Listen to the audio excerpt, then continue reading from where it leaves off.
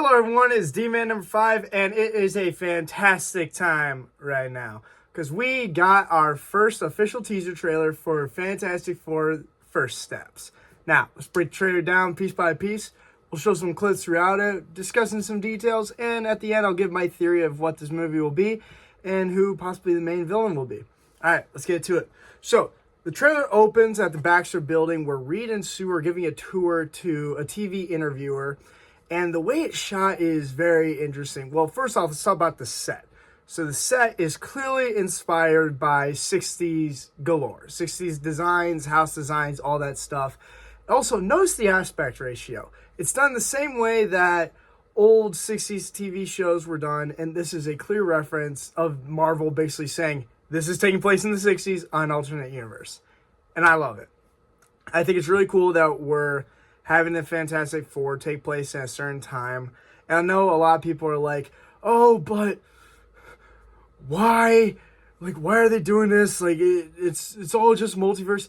It's cool. Like, the reason why X-Men 97 did so well is because it was in 97. And I think the Fantastic Four would do a lot better in the 60s because that's kind of like a better time for them. But moving on. Next scene that we get is Sue and Reed talking about where they have family dinner with everyone. And then we get our first look at Herbie the robot. Oh my God, Herbie. It has been a minute since we have seen you. I'm kidding. We got our first look at the thing. But Herbie looks really cool. I like how they did the design of his eyes where they're rotating gears, I think. Or like, I know what that technology is. I'm not stupid. I know what that technology is. I just don't know what the name for it is. But we get our first look at the thing. Okay. I've heard a lot of people have some thoughts on the thing. And let's talk about the thing. So here's the thing. I think he looks great. I love that he's got the giant unibrow from the comics. That's great. It's great. It looks awesome. I love the sound design that they have for him. Like when he's clapping his hands, like you can hear the rocks like mashing together, and like when he tests out the sauce, it's just I love that they're giving him like that sound because I don't think we've heard something like that from the thing. And then the voice. So a lot of people are mixed on the voice. They like how it sounds. They don't like how it sounds. They wish it was a little bit, changed up a bit.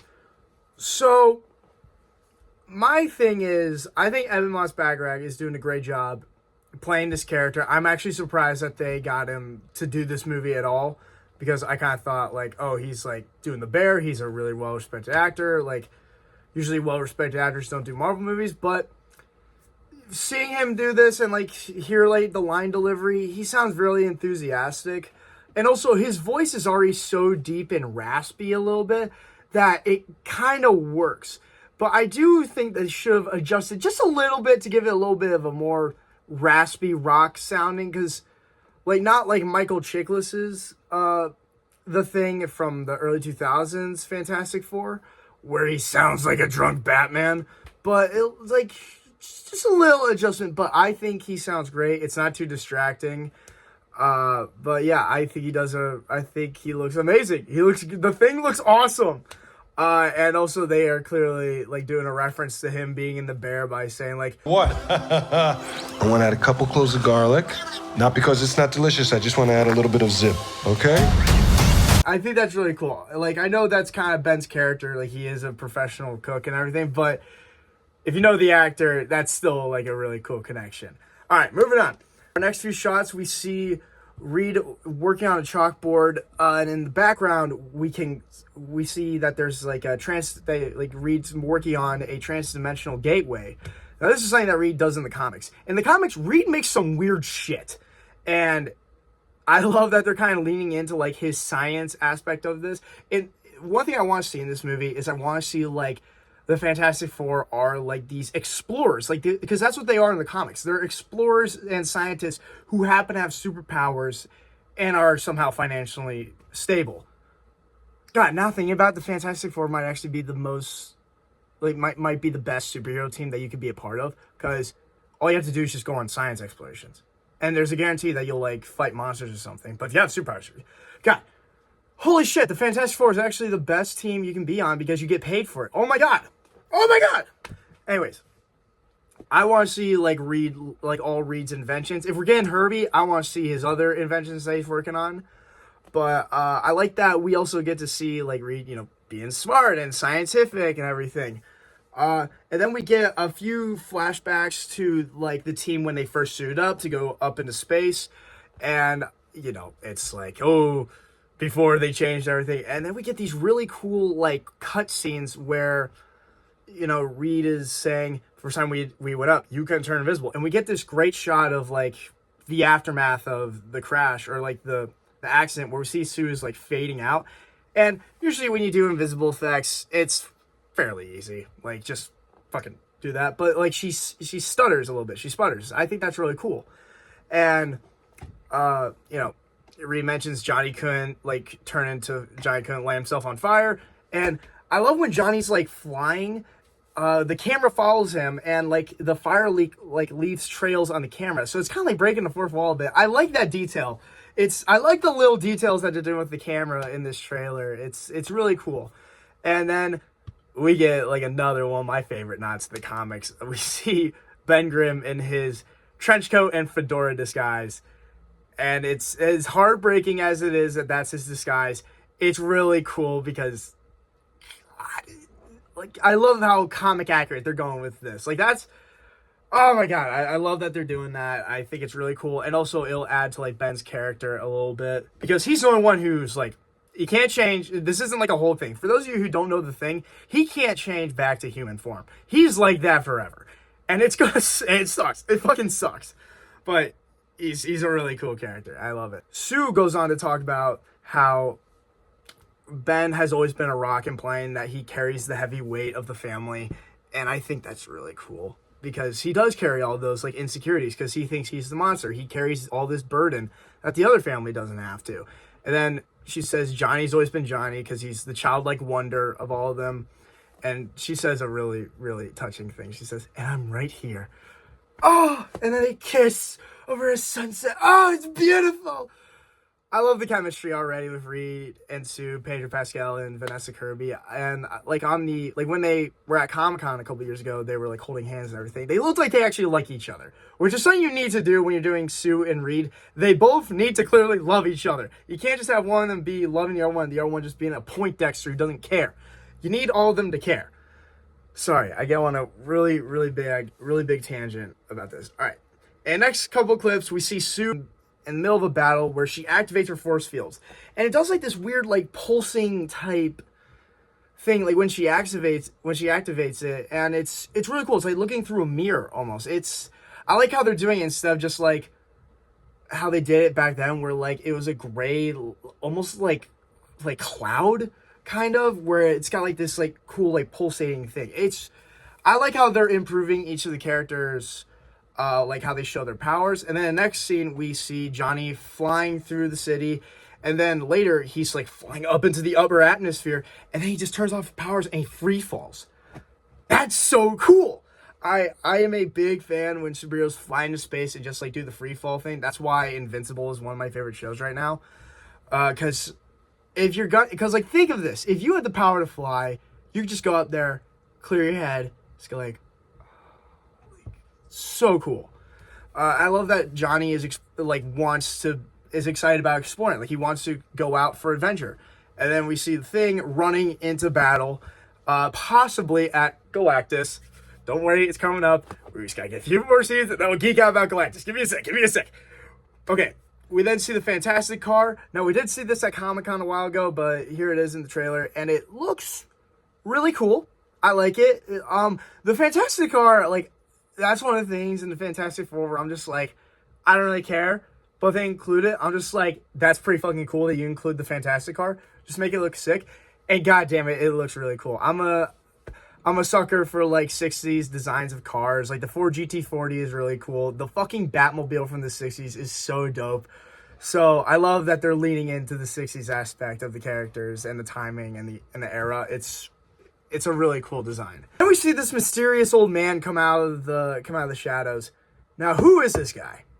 Who could he be? It's not Doctor Doom. Whoever says it's Doctor Doom, get out. All right. The guy playing Doctor Doom is Sherlock Holmes. What the fuck?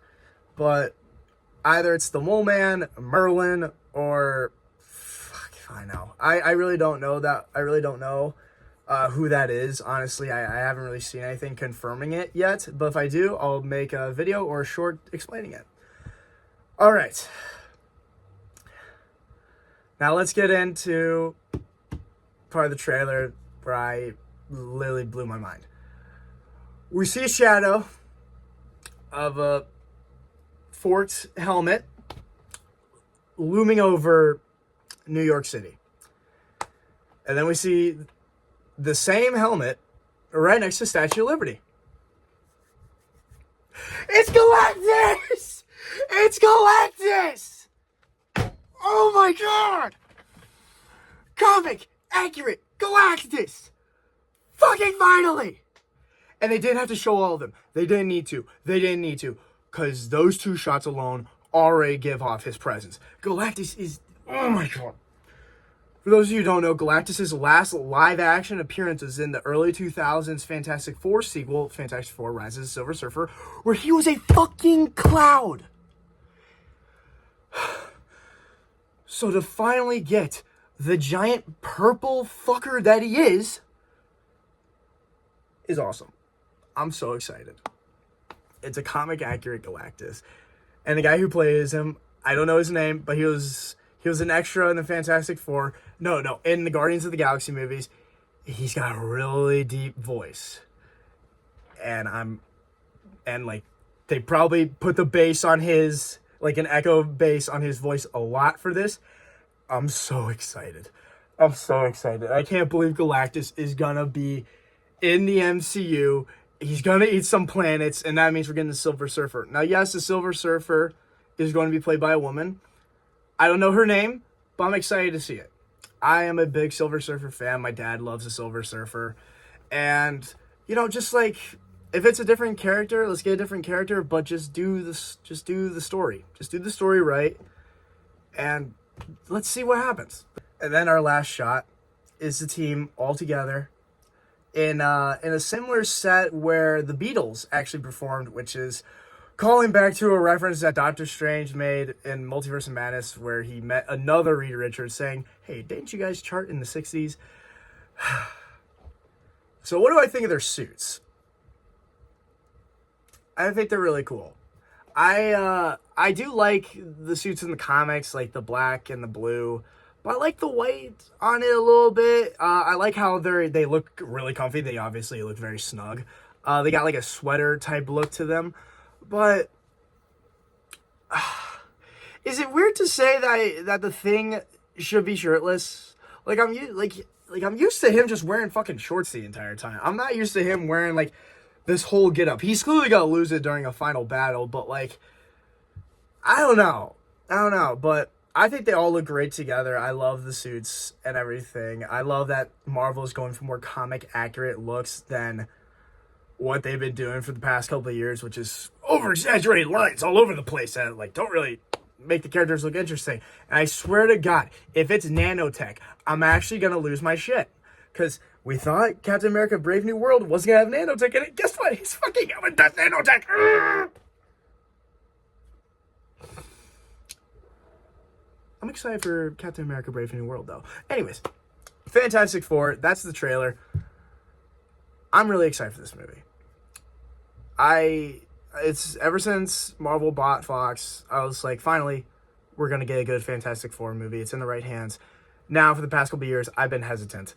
Now that I see the trailer, I'm still hesitant, but I'm excited. Marvel, please don't let me down. Please. Who do I think the villain's going to be? Not Doctor Doom, possibly the Mole Man, but it seems like Galactus is going to be literally the big bad of the movie. What the plot is, I don't know. Once we get another trailer for it, maybe we'll figure something else out. But for right now, I don't know like what the rest of the story will be. All I know is that Galactus is in it. The Fantastic Four are already a team. They said they're not going to do the backstory again, but they're going to hint at it. They're going to like do flashbacks for it. And that's the one thing that I like that Marvel does now, or like that other comic book movies do now. They skip the origin. Like, we're not going to get Batman's parents dying again. We're not going to see Krypton getting blown up. So why should we see the Fantastic Four getting, like, their powers again? And, you know, we've had, like, two other franchises, 3 other movies explain their backstory. Let's just get right into it. But my thoughts on how this movie is going to go, I think it will be really cool. Obviously, there will be a post-credit scene teasing them showing up in Secret Wars and whatever, but I'm excited. I'm really excited to see this movie. I can't wait. Let me know what y'all thought about the trailer in the comments. Don't forget to like, comment, subscribe, and share. I'll see you all in the next one. Stay awesome, everyone.